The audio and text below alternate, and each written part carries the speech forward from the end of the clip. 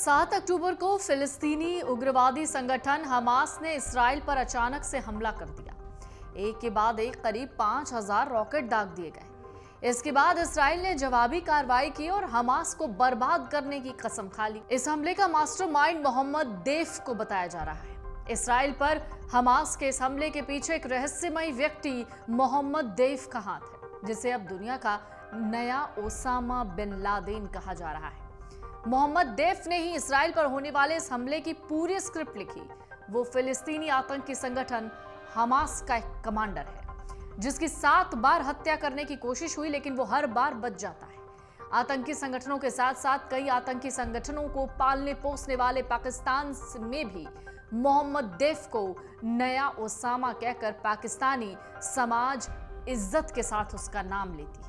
Pakistani media reports के मुताबिक मोहम्मद देफ ने दशकों से इस्राएल के मोस्ट वांटेड आदमी का खिताब अपने पास रखा है, लेकिन इस्राएली हमलों में वो अपने दोनों हाथ, दोनों पैर और एक आंख गंवा चुका है, जिससे वो स्थायी रूप से व्हील चेयर पर निर्भर हो गया है। इस्राएल की पकड़ से बचने के लिए वो गाजा पट्टी के जटिल भूमिगत सुरंग नेटवर्क में शरण लेता है। एक खबर के मुताबिक इजरायली हमले से बचने के लिए वो लगातार अपना ठिकाना बदलता रहता है। वो हर रात अलग अलग जगहों पर होता है ताकि उसकी जानकारी किसी को भी ना लगे, और यही वजह है कि इंटरनेट पर उसकी सिर्फ एक पुरानी तस्वीर है। वो अब कैसा दिखता है ये किसी को नहीं पता। इसकी जानकारी पाकिस्तानी मीडिया को भी नहीं है। तो कौन है मोहम्मद देफ? मोहम्मद देफ का जन्म एक शरणार्थी शिविर में हुआ। बाद में उसने अपना नाम मोहम्मद देफ इब्राहिम अल मसरी से बदलकर मोहम्मद देफ रख लिया, जिसका अरबी में अर्थ होता है अतिथि, जो उसके लगातार बदलते ठिकाने वाली पहचान को दिखाता है। 1965 में जन्मा मोहम्मद देफ हमास की सैन्य शाखा अल कसम ब्रिगेड के कमांडर के रूप में काम करता है और उसका मुख्य काम रणनीतियां बनाना है। हाल के हमले के दौरान उसने एक रिकॉर्डिंग जारी की जब उसके ट्रेन किए गए आतंकी महिलाओं और बच्चों को नुकसान पहुंचाने या अपहरण करने के इरादे से इस्राएल में घुसपैठ कर रहे थे। मोहम्मद देफ ने अपने संदेश में फिलिस्तीनियों से इजराइल को हमेशा के लिए सबक सिखाने और इजराइल को खत्म करने का संदेश दिया था। इसके अलावा उसने दुनिया भर के मुस्लिमों से एक साथ इजराइल के खिलाफ खड़ा होने का आह्वान किया। तो देफ ने हमास के लिए क्या क्या किया?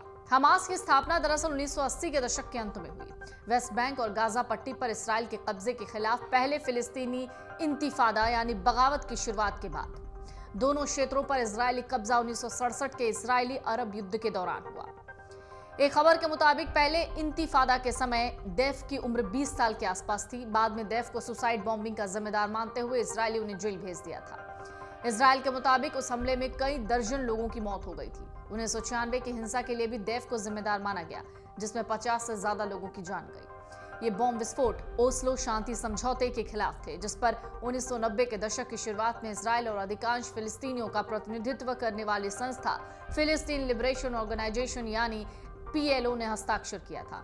यानी ओस्लो शांति समझौता इजराइल की सरकार और फिलिस्तीन लिबरेशन ऑर्गेनाइजेशन के बीच हुआ। हमास इस समझौते के खिलाफ था। उसका कहना था 1948 के अरब इजराइल युद्ध में इजराइल ने फिलिस्तीनी क्षेत्रों पर कब्जा कर लिया था। अब अगर ये समझौता लागू होता है तो फिलिस्तीन के हाथ से और ज्यादा जमीन चली जाएगी। एक रिपोर्ट कहती है कि देफ ने अय्याश से तालीम हासिल की थी। बम बनाने में माहिर यामहा याश अपने नाम के साथ इंजीनियर लगाता था। 1996 में इजराइल ने विस्फोटक से भरे मोबाइल फोन का इस्तेमाल कर यानिया अय्याश की हत्या कर दी। देफ आगे चलकर हमास की सैन्य शाखा कसम ब्रिगेड में शामिल हो गया। सबसे खास बात BBC की रिपोर्ट कहती है, देफ ने हमास के मिलिटेंट विंग के गाजा कमांडर का पद भले ही जुलाई 2002 में संभाला हो, लेकिन वो सालों से इजराइल की मोस्ट वांटेड लिस्ट में टॉप पर था। इजरायली सेना ने देफ को मारने की कई बार कोशिश की, लेकिन वो हर बार बच जाता है। जिस साल में देफ ने सत्ता संभाली, एक इजरायली हेलीकॉप्टर ने गाजा पट्टी के पास एक कार पर मिसाइलें दागी, जिसमें हमास के 2 सदस्य मारे गए। हमले में 15 बच्चों सहित कम से कम 40 अन्य लोग घायल हुए थे।